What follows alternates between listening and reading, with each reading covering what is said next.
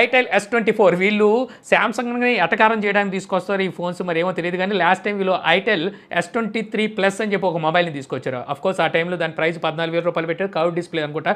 So మంచి ప్రైస్లో తీసుకొచ్చారు, చాలామంది కూడా ఆ మొబైల్ మీద ఇంట్రెస్ట్ కూడా చూపించారు. ఇప్పుడు అదే ఎస్ లైనప్లో వీళ్ళు S24 అని చెప్పి ఒక మొబైల్ని అయితే తీసుకురాబోతున్నారు. ఇప్పుడు దీన్ని అయితే వీళ్ళు టీచ్ చేస్తున్నారు అనమాట. 108 మెగాపిక్సెల్ కెమెరా అయితే ఉండబోతుందట. ఏ ఫీచర్స్ కూడా ఇందులో అయితే ఉండబోతున్నాయి. సర్క్యులర్ కెమెరా మోడ్యూల్ అయితే ఈ మొబైల్లో చూడడానికి ఉంటుంది. కర్వ్డ్ ఎడ్జెస్తో ఈ మొబైల్ రాబోతున్నట్టుగా ప్రస్తుతానికైతే సమాచారం ఉంది. ఎప్పుడు ఈ మొబైల్ని లాంచ్ చేస్తారనేది అయితే ఇంకా లేదు, అయితే వీళ్ళు కమింగ్ సూన్ అంటున్నారు. మేబీ నేను అనుకోవడం నెక్స్ట్ వీక్ లేదంటే నెక్స్ట్ మంత్తో లాంచ్ చేయొచ్చు. నెక్స్ట్ వీక్ లాంచ్ చేసేవచ్చు. వీళ్ళు ఇప్పుడే టీచ్ చేస్తున్నారు. వీళ్ళు హృతిక్తో టీచ్ చేయడం అయితే స్టార్ట్ చేశారు. ఈ దీంతోపాటు వీళ్ళు ఐటెల్ T11 Pro అని చెప్పి ఇయర్ బడ్స్ను కూడా అయితే తీసుకురాబోతున్నారు. ఇక నెక్స్ట్ చూస్తే మనకి సామ్సంగ్ గెలాక్సీ F55 ఈ మొబైల్ ఇప్పుడు మనకి గూగుల్ ప్లే కన్సోల్లో అయితే స్పాట్ అయిందనమాట. యాక్చువల్గా ఈ మొబైల్ ఏం కాదు, M55 అని చెప్పి ఒక ఆనిముత్యాన్ని తీసుకొచ్చింది. ఆనిముత్యం అని నేను ఎందుకు అంటున్నానంటే మొబైల్ బాగానే ఉంటుంది కానీ ప్రైస్ టూ మచ్ అయిపోయిందనమాట. 28,000 రూపాయలు ఏమో దాని ప్రైస్ అయితే పెట్టారు. స్నాప్డ్రాగన్ 7 Gen 1 ప్రాసెసర్తో వస్తుంది. సో అదే మొబైల్ని వీళ్ళు మళ్ళీ రీబ్రాండ్ చేసి F55 పేరు మీద అయితే తీసుకురాబోతున్నారు. వీళ్ళు ప్రైజెస్ కొంచెం ఆలోచించి తీసుకురావాలి. అసలు దగ్గర 30,000 రూపాయలు పెట్టుకుంటే మోటో ఎడ్జ్ 50 Pro మొబైల్ కొంటారు కానీ ఈ మొబైల్ ఎలా కొంటారు? ఎందుకు కొంటారు అంటే శాంసంగ్. సో సాఫ్ట్వేర్ అప్డేట్స్ అన్నీ బాగుంటాయి. శాంసంగ్ అంటే ఒక బ్రాండింగ్, సర్వీసులు అన్నీ ఉంటాయి కాబట్టి సో దానివల్ల ఈ మొబైల్ కొనాలి తప్పితే వీళ్ళు తీసుకొచ్చే ఈ ప్రైజెస్కి, లేకపోతే అంతంత ప్రైజెస్ అంటే వీళ్ళు మార్కెట్లో ముందుకెళ్ళడం కష్టం అయిపోద్ది. రాను బ్రాండ్ ఒకటే చూపించుకోవాలంటే కుదరదు. ఇలాగ చూపించుకొని ముందుకెళ్ళాలనుకున్న కొన్ని చాలా బ్రాండ్లు సో ఇప్పుడు కనుమరుగు అయిపోతున్నాయి. బ్లాక్బెర్రీ ఉదాహరణకి, నోకియా ఉదాహరణకి, సో ఇలా కొన్ని బ్రాండ్లు ఉన్నాయి, సోనీ ఎలా వెళ్ళిపోయినాయి.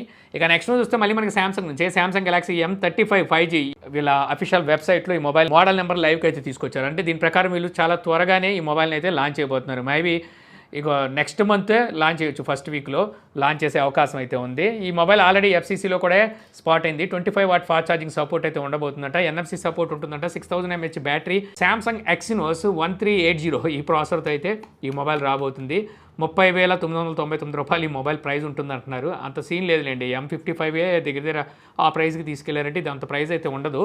మేబీ నేను అనుకోవడం ఇది 25,000కో తీసుకొచ్చి ఆఫర్లు తీసుకు 23,000కి అంటకట్టాలని చూస్తారు. చాలా కష్టం అంతంత ప్రైస్ పెడితే. ఇక అలాగే సామ్సంగ్ F15 ఆల్రెడీ లాంచ్ చేసేసింది కదా మొబైల్ని. అందులోనే ఇప్పుడు 8GB వేరియంట్ని అయితే తీసుకొచ్చింది. ఆఫర్లో 14,999 రూపాయలకి ఈ రోజు నుంచి అయితే సేల్కి తీసుకొచ్చారు. ఇంకా ఉన్నాయి మనకి ఆప్షన్స్. అసలు యాక్చువల్గా F55లో పెద్ద డ్రాబ్యాక్ ఏంటంటే వాటర్ డ్రాప్ నాచే. ఆ నాచ్ని వీళ్ళు మార్చుకోవాలి. ఇక నెక్స్ట్ చూస్తే మనకి రెడ్మీ ప్యాడ్ ప్రో 5G ఈ ఇండియాకి సంబంధించిన వేరియంట్ ఇప్పుడు మనకి గూగుల్ ప్లే కాన్సోల్లో అయితే స్పాట్ అయింది. 8GB ర్యామ్తోను ఆండ్రాయిడ్ 14తో స్నాప్డ్రాగన్ 7S Gen 2 ప్రాసెసర్తో ఇది మనకి గూగుల్ కాన్సోల్ అయితే స్పాట్ అయింది. ఈ ప్యాడ్ మనకి 5G సపోర్ట్తో అయితే వస్తుందంట. అంటే సిమ్ సపోర్టెడ్ ప్యాడ్ని అయితే తీసుకురాబోతున్నారు. 10,000 mAh బ్యాటరీ అలాగే 33 వాట్ ఫాస్ట్ ఛార్జింగ్ సపోర్ట్ అయితే ఈ ప్యాడ్కి ఉండబోతుంది. ఇక నెక్స్ట్ చూస్తే మళ్ళీ మనకి సామ్సంగ్ నుంచే Samsung Galaxy S21 series mobiles ఎవరైతే రీసెంట్గా అప్డేట్ చేసుకున్నారో వీళ్ళకి గ్రీన్ లైన్ ఇష్యూ అనేది స్పాట్ అయినట్టుగా కొంతమంది యూజర్స్ ఇప్పుడు రెడీఫ్లోను అలాగే ట్విట్టర్లోను కంప్లైంట్ అయితే రేస్ చేస్తున్నారు.